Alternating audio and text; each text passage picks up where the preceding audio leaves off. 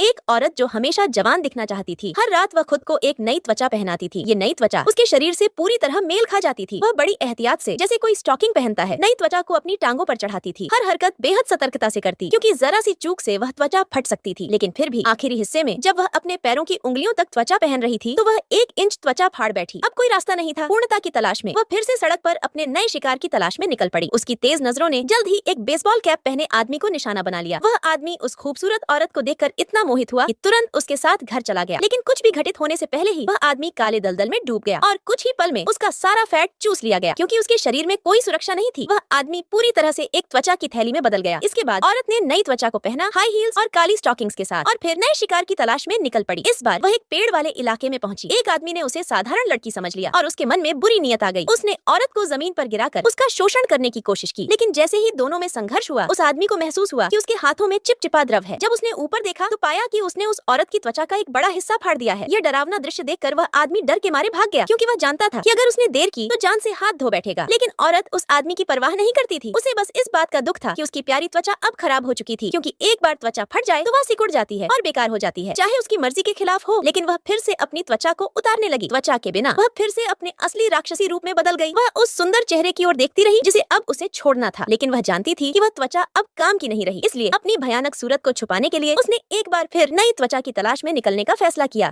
इस फोटो के लिए एक लाइक कर दे।